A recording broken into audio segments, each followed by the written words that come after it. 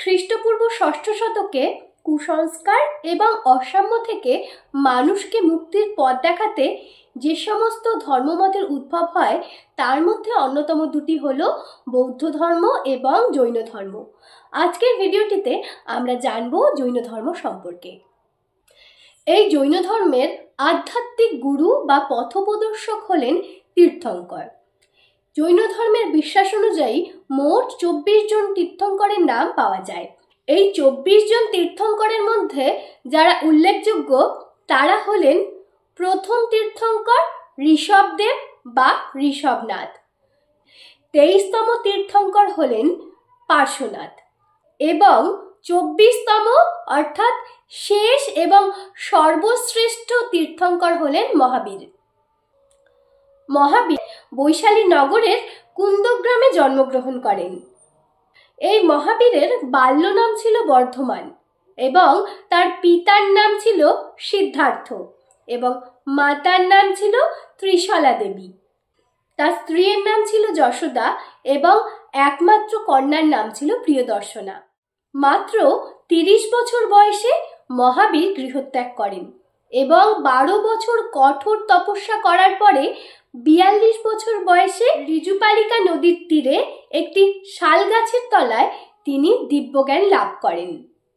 এইভাবে তিনি 12 বছর তপস্যার পরে নির্গ্রন্থ বা বন্ধনমুক্ত হন এবং দিব্যজ্ঞান লাভ করেন।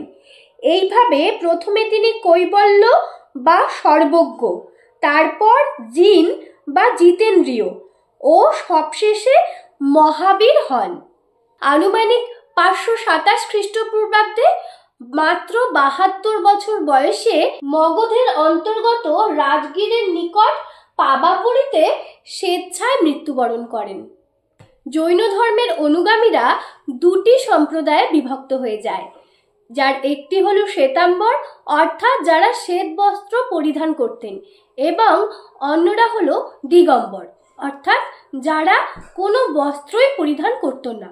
23তম তীর্থঙ্কর পার্শ্বনাথের চতুর্যম নীতি অর্থাৎ অহিংসা, সত্যবাদিতা, অচৌর্য এবং অপরিগ্রহ, এই নীতিগুলো মহাবীর গ্রহণ করেন এবং তার সাথে যোগ করেন আরও একটি নীতি যেটি হলো ব্রহ্মচর্য।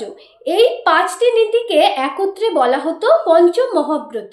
জৈন ধর্মের অনুগামীরা কর্মফল এবং জন্মান্তরবাদে বিশ্বাসী ছিলেন। জীবনের এই আবর্ত থেকে মুক্তি লাভের উপায়স্বরূপ তিনি ত্রিরত্নের কথা বলেছেন, যেগুলি হলো সৎ বিশ্বাস, সৎ জ্ঞান এবং সৎ আচরণ।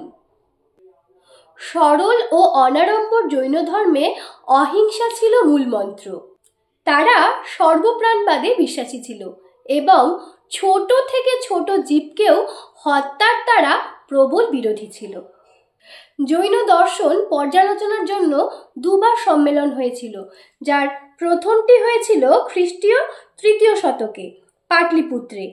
এখানে শ্বেতাম্বর ও দিগম্বর দুটি সম্প্রদায়ের উদ্ভব হয় এবং দ্বিতীয় জৈন সম্মেলনটি হয়েছিল 513 খ্রিস্টপূর্বাব্দে, যেটি হয়েছিল বলভিতে।